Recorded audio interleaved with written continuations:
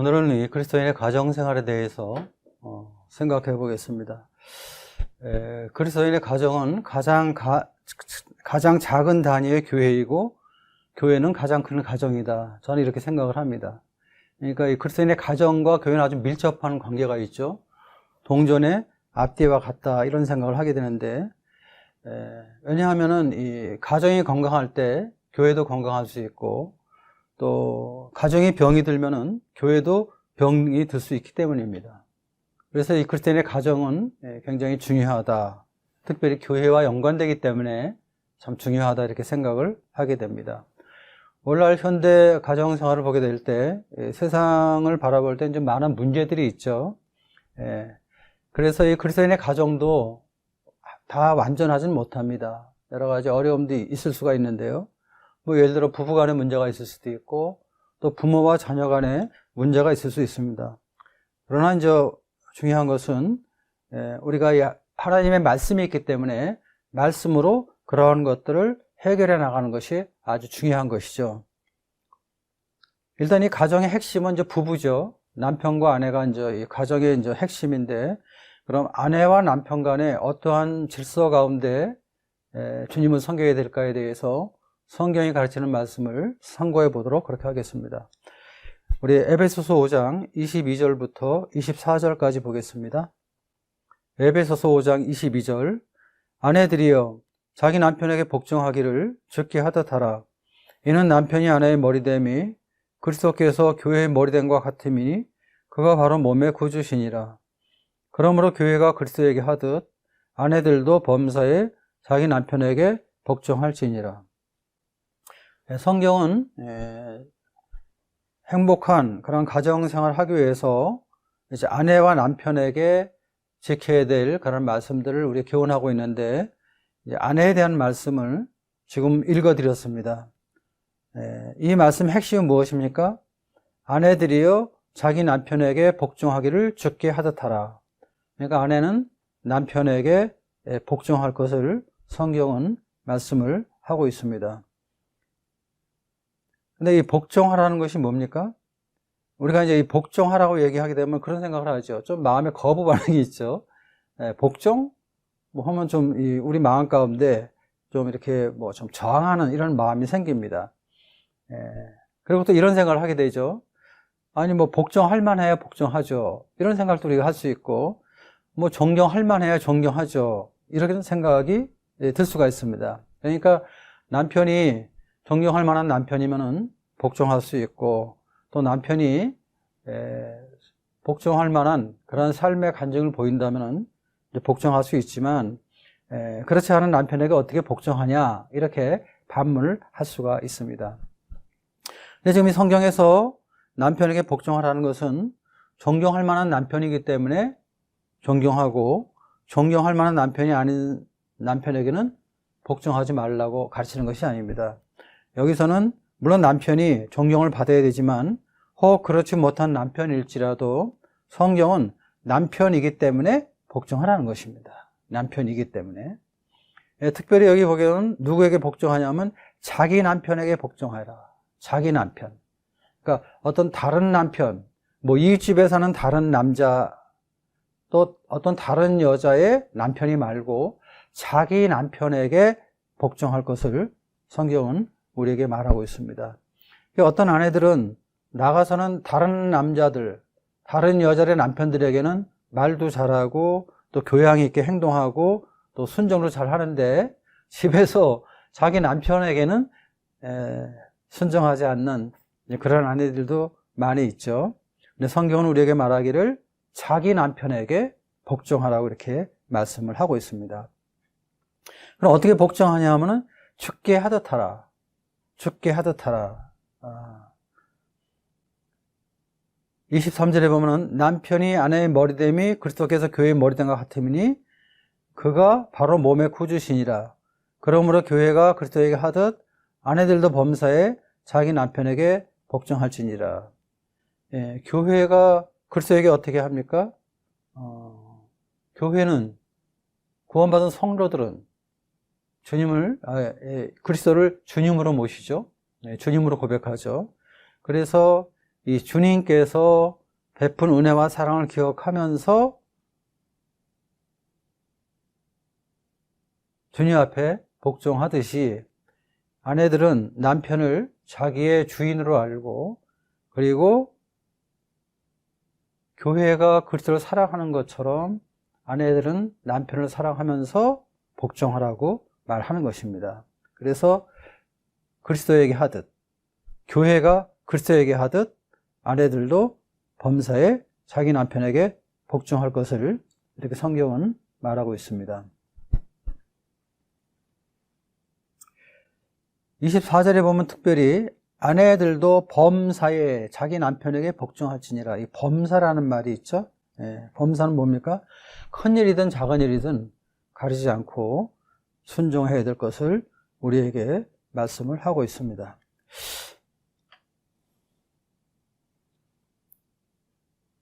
왜냐하면 남편이 이제 그 아내의 머리이기 때문에 그리스도가 교회의 머리인 것처럼 복종할 것을 말씀하고 있죠. 근데 이제 이렇게 말하면은 이 복종에 대해서 조금 또 반론을 피죠. 어떤 동양적인 윤리나 한국의 전통 사상에서 나온 것이 아닌가 이런 생각을 하게 됩니다. 그러나 우리가 이 성경에서 남편에게 복종하라는 것은 어떤 동양적인 사고방식이나 또 한국의 어떠한 그 유교적인 그런 전통에서 나온 것이 결코 아니라는 것입니다. 하나님 말씀에 근거해서 복종할 것을 성경은 우리에게 말씀하고 있다는 것입니다. 한번 그 근거를 한번 찾아보겠습니다. 우리 고린도전서 11장을 보겠습니다. 8절입니다. 남자가 여자에게서 난 것이 아니요 여자가 남자에게서 났으며. 일단 성경은 여자가 남자에게 복종해야 될 첫 번째 근거로 남자가 여자에게서 난 것이 아니라 여자가 남자에게서 났다. 바꿔 얘기하면은 하나님께서 사람을 창조하실 때 여자를 먼저 창조한 것이 아니라 남자를 먼저 창조했다는 것입니다. 창조하셨다는 것이죠. 디모데전서 2장 13절에 보면은 아담이 먼저 지음을 받고 하와가 그 후며 이렇게 말씀이 되어 있습니다. 아담이 먼저 지음을 받고 하와가 그 후다. 이제 창조의 질서를 보게 될 때 하와가 먼저 창조된 것이 아니라 아담, 남자가 먼저 창조됐다. 그래서 남자가 여자에게서 난 것이 아니라 여자가 남자에게서 났다. 이렇게 성경은 말하고 있습니다.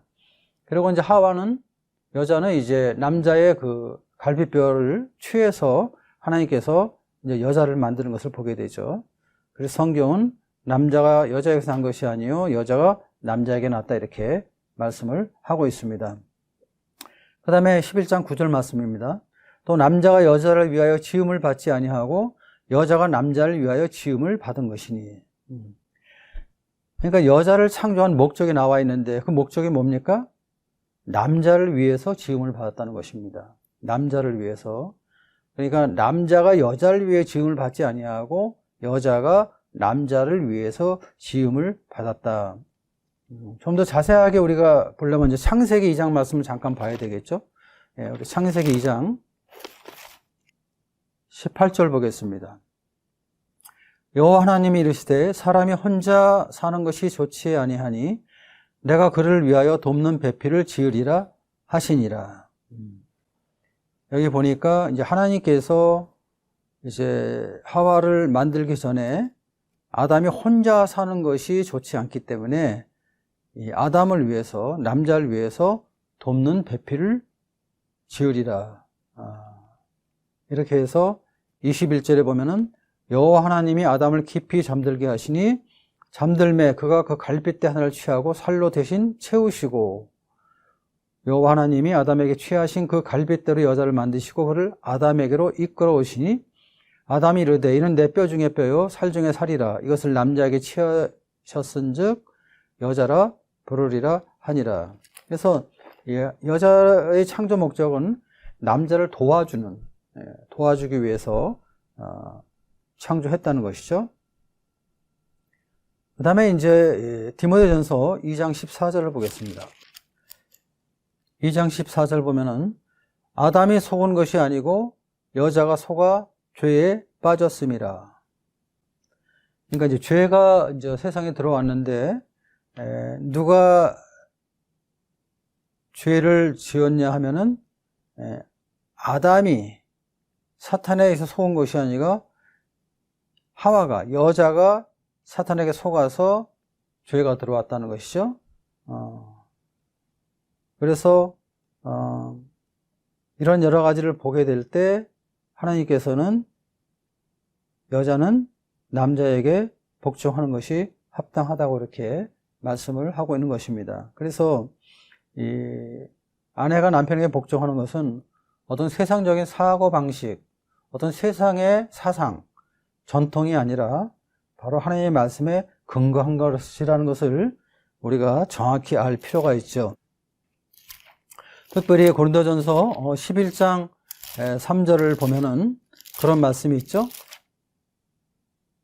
남자의 머리는 그리스도요, 여자의 머리는 남자요, 그리스도의 머리는 하나님이시라. 이게 이제 하나님이 지으신 하나의 질서이죠. 그래서 남자의 머리는 그리스도이지만 여자의 머리는 남자이기 때문에 아내들은 남편에게 복종하라는 것이 바로 성경의 가르침입니다. 그래서 이 하나님께서 이 성경에서 말하고 있는 이 남편 순복은 어떤 그 남자와 여자 간의 어떤 자존심 문제가 아니라 하나님이 창조 질서에 근거해서 우리가 그 순종하는 믿음으로 행동할 때 주님 안에서 가장 아름다운 그러한 간증을 나타낼 수 있다는 것입니다. 그래서 이렇게 이제 순종하라는 것은 아내가 남편에 대해서 복종하라고 이렇게 성경이 말하는 것은 아내를 무시한다든지 또 뭐 아내를 아내를 갖다가 속박시키는 그런 것이 아니라 사탄으로부터 아내를 보호하고 또 남편의 돌봄 속에서 안식을 누리기 위해서 그렇게 하는 것이죠. 왜냐하면 모든 것은 하나님이 세운 질서 안에 있을 때 이제 정상적인 생활을 할 수 있고 또 행복한 삶을 살 수 있기 때문입니다. 그 다음에 이제 디도서 2장에 있는 말씀을 보겠습니다.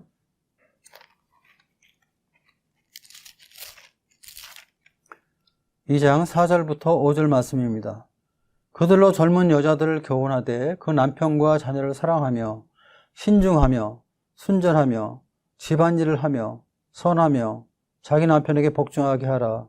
이는 하나님의 말씀이 비방을 받지 않게 하려 함이라.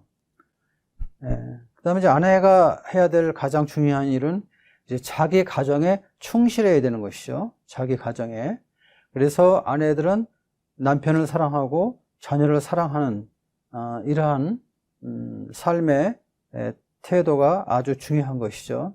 그래서 이 남편을 깎아내리고 또 남편을 송사하고 남편을 정죄하기보다는 남편을 도와주고 남편을 격려해주고 남편을 사랑하는 이것이 이제 아내로서의 아름다운 모습이라고 성경은 말하고 있습니다.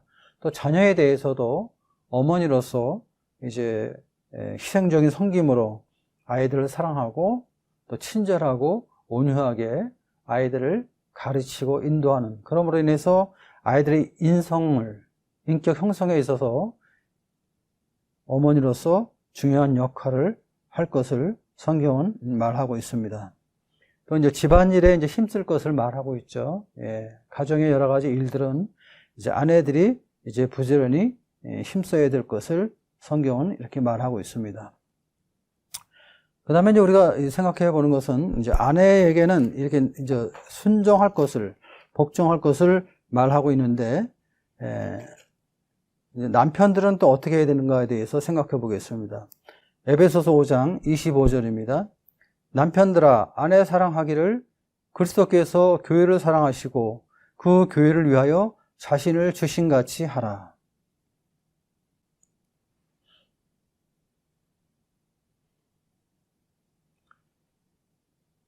성경이 말하는 그 남편이 아내에 대해서 해야 될 가장 중요한 것은 뭡니까? 아내를 사랑하라는 것입니다. 아내를 사랑하라는 것이죠. 그럼 어떻게 사랑하느냐? 아내를 사랑하되 그리스도께서 교회를 사랑하신 것처럼.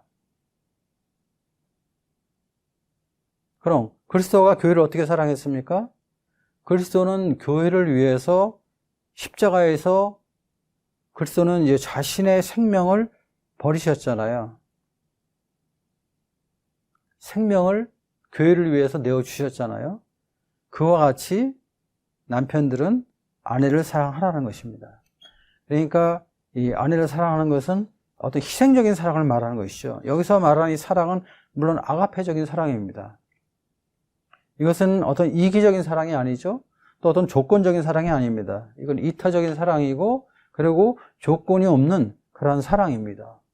그래서 아내가 예쁘고 또 순종 잘하고 또 음식도 잘 만들고 뭐 그래서 사랑하는 것이 아니라, 내 아내가 다른 여자보다 조금 이쁘지 않아도, 또 어떤 때는 순종을 잘 안 할 때도 있고, 또 어떤 때는 요리도 잘 못하기도 하지만, 그러나 그런 거와 관계없이 아내이기 때문에 사랑하라는 것입니다. 그리고 가정에서 아내의 행복을 위해서 자신을 희생하라는 것입니다. 이게 사랑이죠. 사랑이라는 것은 희생이 들어가야 되죠. 희생이 없는 사랑은 없죠. 특별히 여기서 그리스도께서 교회를 사랑하시고 교회를 위하여 자신을 주신같이 해라. 이게 뭐예요? 자기 생명처럼 사랑하는 거예요. 자기 목숨을 걸고 사랑하라는 거예요. 누구를? 자기 아내를. 다른 아내, 다른 여자를 그렇게 사랑해서는 안 되겠죠, 물론. 여기서 말하는 것은 아내. 이 아내라는 것은 세상에 하나밖에 없는 여자잖아요. 그 아내를 위해서 그렇게 사랑할 것을 성경은 우리에게 말하고 있습니다. 또 28절에 보면은 이와 같이 남편들도 자기 아내 사랑하기를 자기 자신과 같이 할지니 자기 아내를 사랑하는 자는 자기를 사랑하는 것이라. 아내 사랑하기를 자기 자신과 같이 해라. 그러니까 이 아내와 남편은 한 몸이잖아요. 한 몸이기 때문에 아내를 사랑하는 것이 나를 사랑하는 것이고, 또 나를 사랑한다면 아내를 사랑해야 된다는 것입니다. 그래서 성경은 말하기를 내 몸같이 사랑하라는 것이죠. 내 몸같이. 그리고 33절에 보면은 그러나 너희도 각각 자기의 아내 사랑하기를 자신같이 하고 아내도 자기 남편을 존경하라. 너희도 각각 자기 아내 사랑하기를 자신같이 하고, 그러니까 자기같이, 남편이 자기같이 자기와 같이 사는 아내를 사랑하라고 성경은 우리에게 말씀을 하고 있습니다. 바꿔 얘기하면 아내를 사랑하는 것이 바로 나를 사랑하는 것이라는 거죠. 골로새서 3장 19절에도 보면은 그런 말씀이 있습니다. 남편들아 아내를 사랑하며 괴롭게 하지 말라. 남편들은 아내를 사랑하고 괴롭게 하지 말아야 되는 것이죠. 그래서 우리가 이제 이 아내를, 여자를 이렇게 때리는 남자들이 세상에 이렇게 있는데, 그것은 무슨 말이 안 되는 거죠. 왜냐하면은 자기를 때리는 거와 마찬가지예요. 자기 몸을 학대하는 거와 마찬가지입니다. 이것은 뭐 사실은 뭐 좀 뭐라 그럴까요? 정신 나간 사람이 하는 그런 일이겠죠. 그래서 남편이 아내를 구타한다든지 또 여러 가지로 폭력을 휘두르는 것은 정말 잘못된 것이죠. 그 다음에 이제 아내를 사랑하면서 이 남편들은 특별히 기억해야 될 것이 있는데, 그것은 뭐냐 하면은 아내의 연약함을 감당해야 된다는 것입니다. 아내의 연약함을. 우리 베드로전서 3장 7절을 보겠습니다.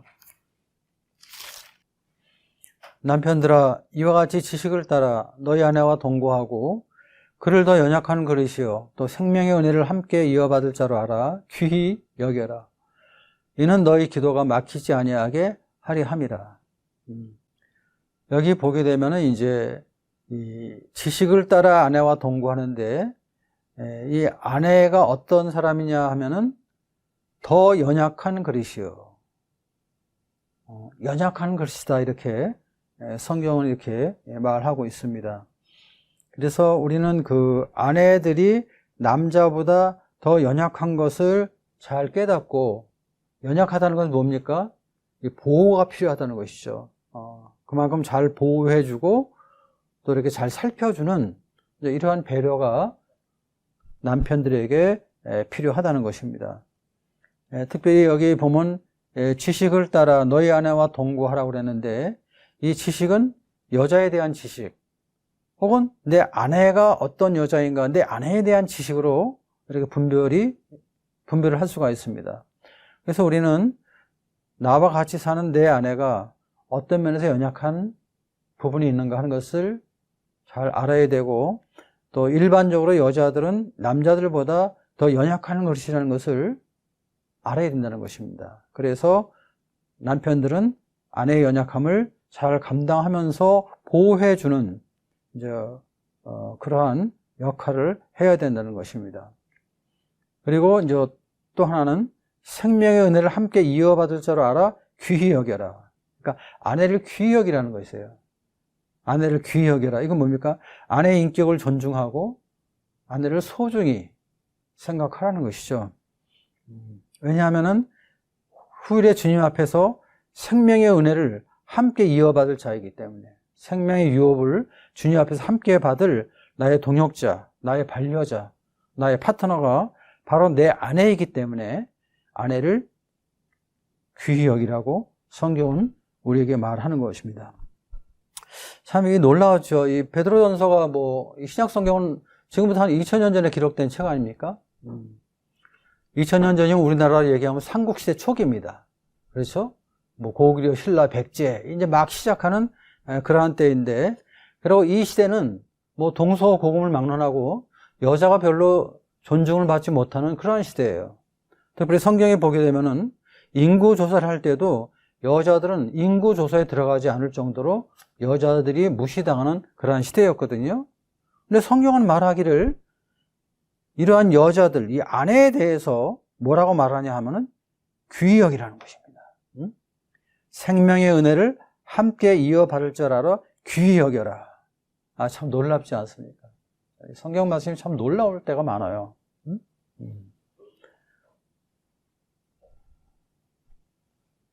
그래서 남편들은 아내를 사랑하고 또 아내의 연약함을 감당하면서 아내를 귀하게 여기는 이러한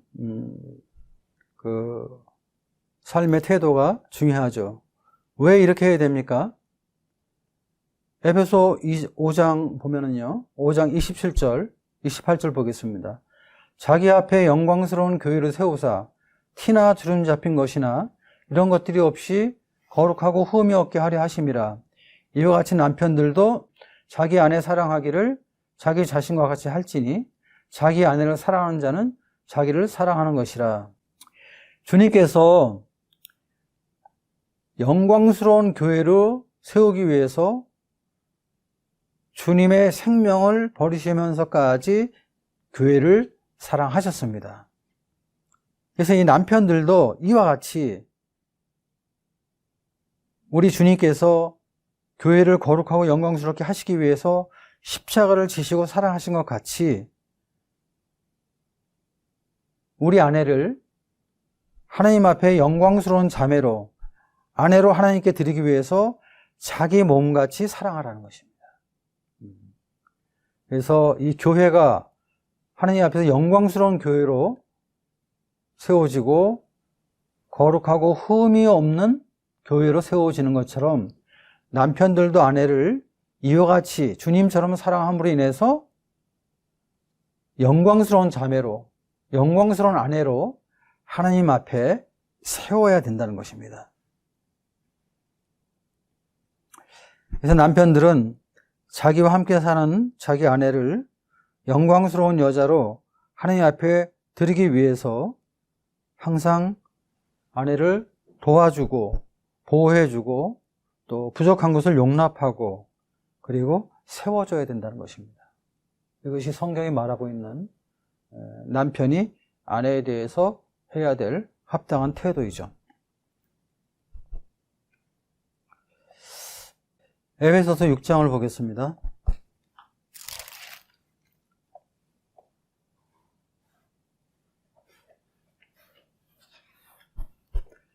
자녀들아 주 안에서 너희 부모에게 순종하라. 이것이 옳으니라. 내 아버지와 어머니를 공경하라. 이것은 약속 있는 첫 계명이니 이로써 네가 잘되고 땅에서 장수하리라. 또 아비들아 너희 자녀를 노엽게 하지 말고 오직 주의 교훈과 훈계로 양육하라. 이제 부모와 자녀 관계를 지금 말하고 있는데, 먼저 이제 부모에 대해서 한번 생각해 보겠습니다.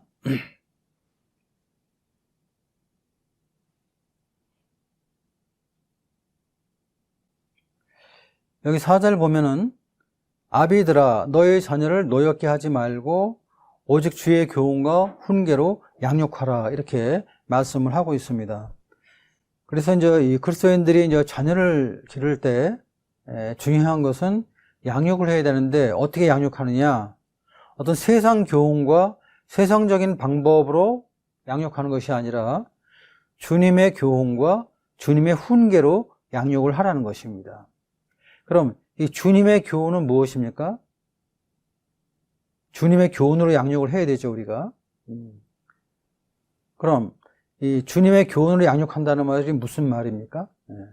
우리가 아이들을 양육할 때 어려서부터 이 하나님 말씀으로 길러라는 것이죠. 하나님 말씀 중심으로 아이들을 양육할 필요가 있다는 것입니다.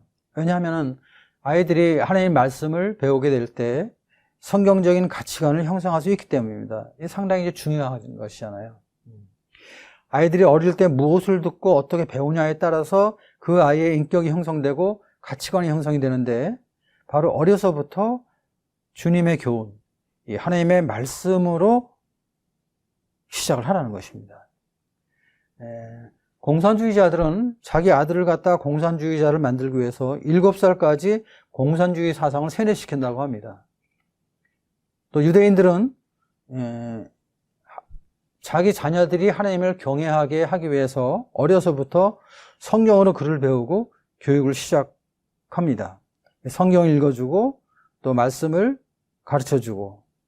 그래서 이제 우리가 이 학교에 들어가기 전에 아이들이 가장 먼저 쓰는 게 뭐 아버지, 어머니 이런 걸 쓰잖아요.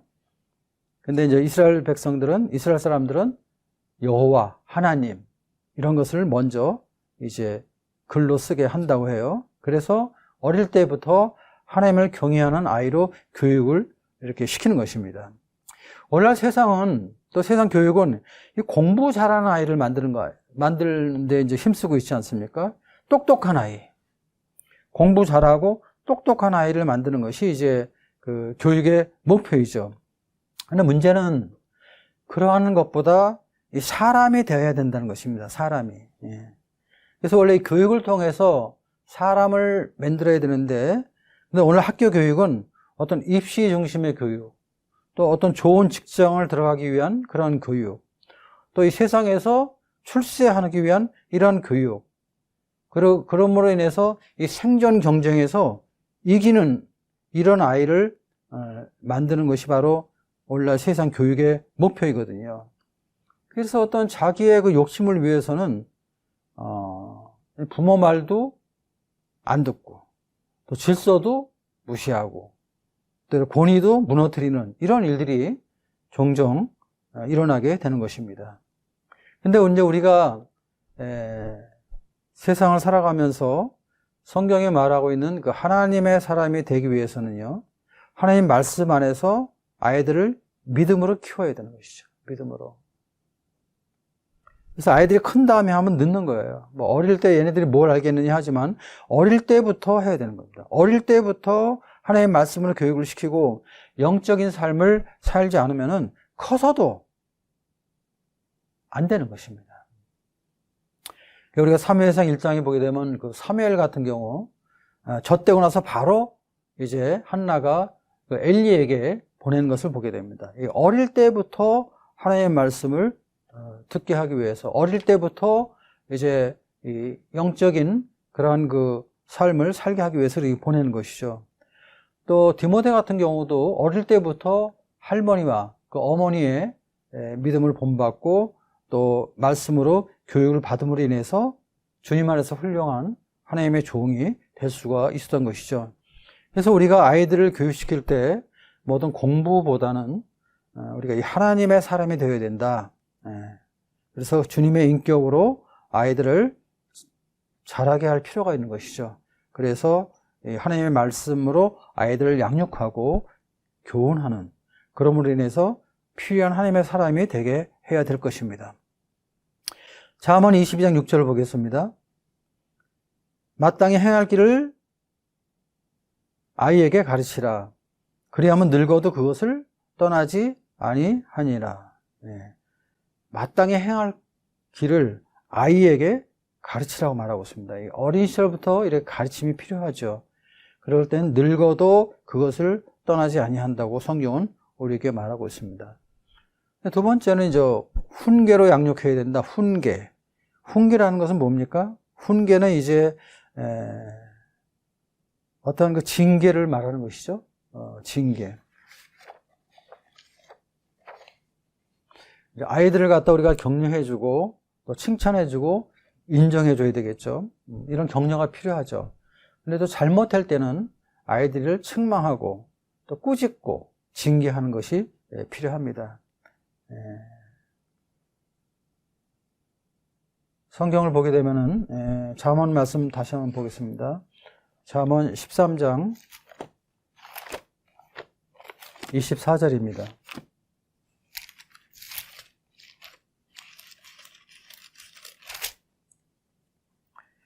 매를 아끼는 자는 그의 자식을 미워함이라. 자식을 사랑하는 자는 근실이 징계하느니라. 그래서 이제 아이들이 잘못되었을 때 또 마땅히 또 매를 들어야 할 때는 매를 아끼지 말고 들어야 된다는 것이죠. 그리고 자식을 사랑하는 자는 근실이 징계한다. 이렇게 말하고 있습니다. 또 23장 13절을 보겠습니다. 아이를 훈계하지 아니하려고 하지 말라. 채찍으로 그를 때릴지라도 그가 죽지 아니하리라. 이렇게 해서 아이들이 이제 잘못됐을 때는 반드시 징계할 것을 이제 성경은 말하고 있습니다. 근데 이제 오늘날 우리가 이제 보게 되면 아이들을 징계하고 야단치면은 아이들의 기가 죽는다는 것입니다. 그래서 이제 우리가 징계를 하지 않는 이런 것을 이제 보게 되는데, 근데 아이가 잘못했을 때 그 잘못을 아이들에게 깨닫고 거기에 마땅한 그러한 이 꾸지람이나 또한 책망, 또 징계를 하게 될 때 아이들은 결코 기가 죽지 않습니다.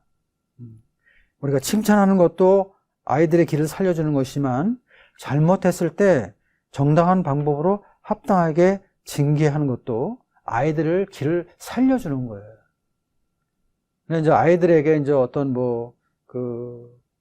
잘못하지도 않았는데 감정적으로 아이들을 갖다가 때린다든지 쉽게 얘기해서 이 자녀들을 학대하는 이런 것들이 문제가 되는 것이지, 정상적으로 주님의 마음으로 행하는 그러한 징계는 아이들에게 있어서 격려가 되지 절대 기를 죽이는 그런 일이 되지 않는다는 것입니다.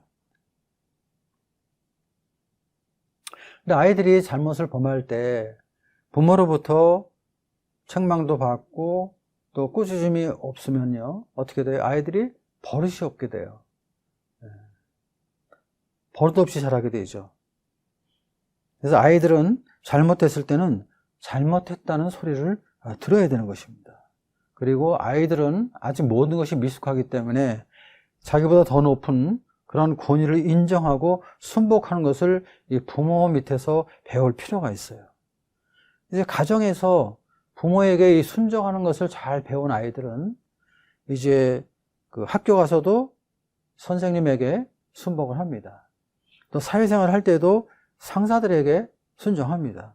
또 교회에서도 이제 먼저 된 형제들에게 또 모임을 인도하는 장로 형제님들에게 순종하는 것입니다. 그런데 이제 가정에서부터 이것이 안 되면요, 학교에서도 잘 안 되고 사회에서도 잘 안 되고 교회에서도 잘 안 되는 것입니다. 그래서 어릴 때부터 이 순복하는 것을 잘 가르칠 필요가 있어요. 커서는 안 되거든요. 다만 이제 우리가 생각해 보는 것은 절대 감정적으로 하지 말라는 것이죠. 또 아비들아 너희 자녀를 노엽게 하지 말고. 왜 노엽게 합니까? 아이들의 인격을 무시하고 어리다고 함부로 대하고 그리고 화가 난다고 해서 화풀이로 이제 자기 자녀를 징계하게 될 때 어떻게 돼요? 그럴 때 이제 문제가 심각해지고 또 오늘날 사회 문제가 되는 자녀 학대로 연결이 되는 것이죠. 그래서 감정적으로 하지 말아야 된다는 것입니다. 근데 자녀들은 어떻게 됩니까? 자녀들은 6장 1절, 에베소 6장 1절에 보면 자녀들아 주 안에서 너희 부모에게 순종하라. 이것이 옳으니라. 성경은 주님 안에서 순종할 것을 말하고 있습니다.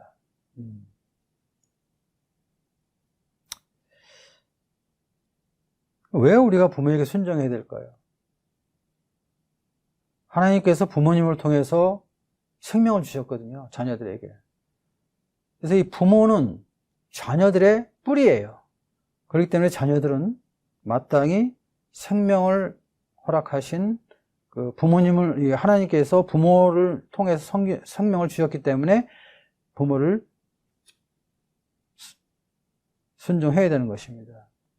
그리고 이제 이 부모는 하나님으로부터 받은 그런 권위가 있어요.